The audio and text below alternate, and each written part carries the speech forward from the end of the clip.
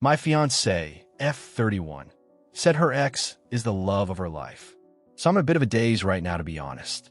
My fiance, F31 and M33, got engaged in October last year and have been in a relationship for 5 years now. Everything has been great, and I can honestly say that I've never met anyone who comes close to her. She's been the love of my life for sure. I've known her most of my life. We grew up on the same street, just round the corner from each other. Her mom and dad still stay in the same house, and I still stay in the same house I grew up in, which my mom left to me when she passed away in 2014. We still don't officially live together yet, but for all intents and purposes she lives here. Her parents and her are really close though, and she still has her bedroom there and will occasionally spend the night there, but she's never away from here. Anyway, this morning I decided to go take a walk down to the shops to buy some things, and as I was about halfway down 15-minute walk, I realized I had forgotten my face mask. Masks are mandatory here in shops since 10th of July, so I had to walk back and get mine.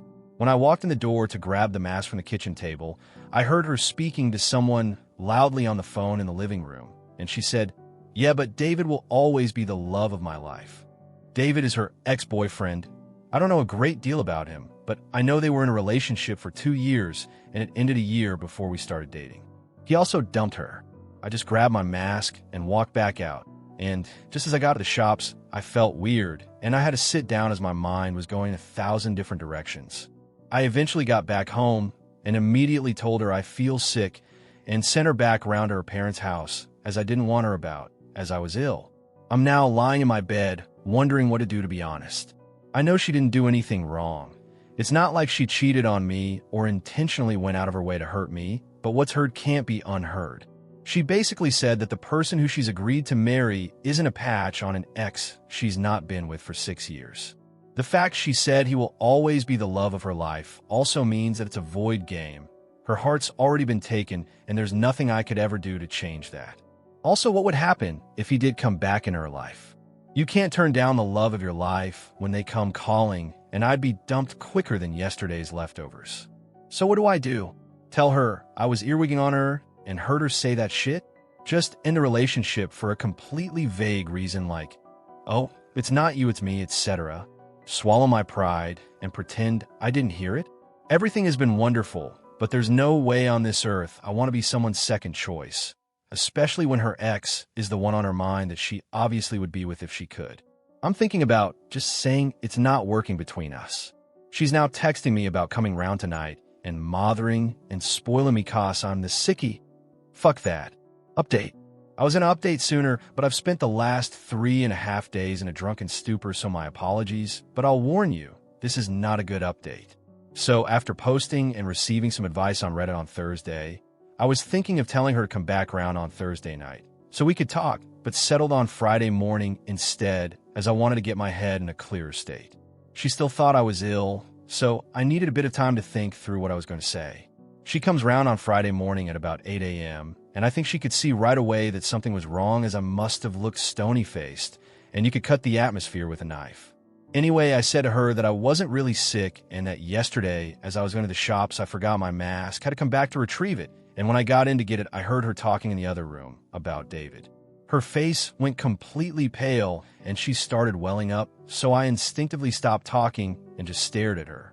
She then runs into the toilet, locks the door, and starts hysterically crying, and alarm bells are going off all over the place in my head. Her reaction made me think she didn't know what I heard, so she must have said some other shit about him as well. I chapped on the door and told her if she has any aspirations of saving this relationship, she had better tell me everything right now. 30 minutes or so go by, and she finally comes out, dabbing her face with a tissue, and tells me David got back in touch with her 4 or 5 months ago, and she had been sleeping with him once or twice a week since. All I can think of is that the snippet of conversation I heard her having was her friend or something helping her choose between David and me. When I heard this, I hit the roof. I threw her out, grabbed handfuls of her stuff, put it in bin bags, and threw it out the door into the front garden. She's still standing there, by the way. I then grabbed my garden hose and drenched the shit out of the bags with it. I'm not proud of that. It was extremely petty, and in hindsight, I should never have done that. She at this point has run round to her house, and about a minute later her dad comes rampaging round screaming. Her dad and I end up rolling about the now quagmire-ish front garden fighting at about 9 a.m. in the morning, no less. Police vans and everything ended up turning up, and half the street was out because of the Rammy. Afterwards, I blocked her on everything and went to my friend's house where the three of us spent the weekend and Monday. They took off work, I'm on furlough, drinking. When I got back in the house this morning, I noticed she had been back in the house at some point, made the beds, done the washing, and ironed. I have no idea why she did this. As I'm writing this, she's tried to get in again. I haven't been able to change the locks yet, so I put the door chains on the front and back door, and from upstairs heard the door opening and the chains clanging as she tried to get in.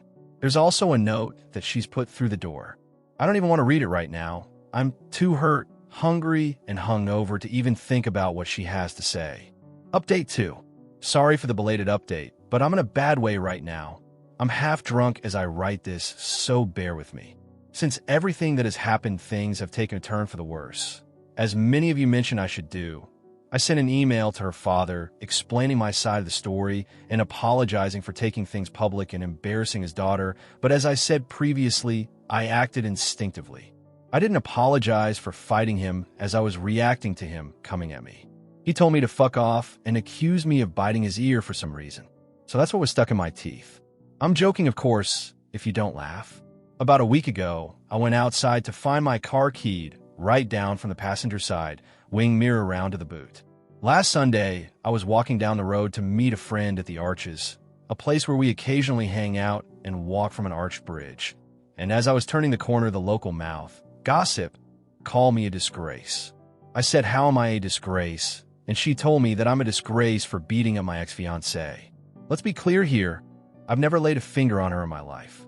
Either her father, or someone else is perpetuating this lie, and me throwing her shit out and hosing it has given this authenticity.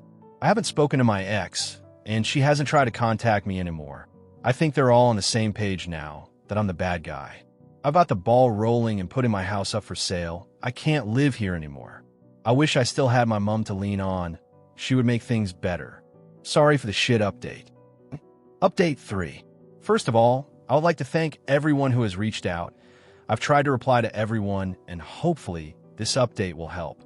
I am still in my house, but I will be renting it out rather than selling it. I can't in good conscience give up something that was my mom's and has been the family for generations.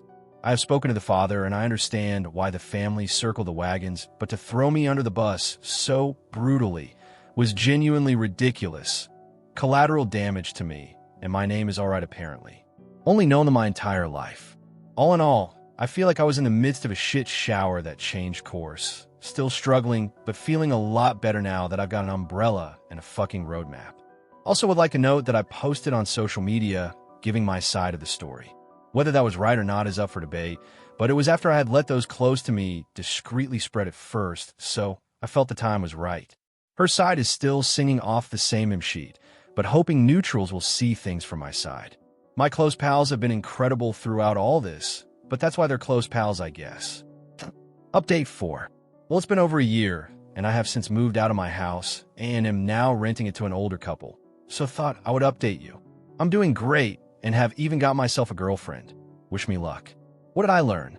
Shit hit the fan fast, but I stood strong, and for the first time in what seems like an age, I'm looking forward to the future. We only get one life, right? Fuck spending it with someone who would treat me like trash.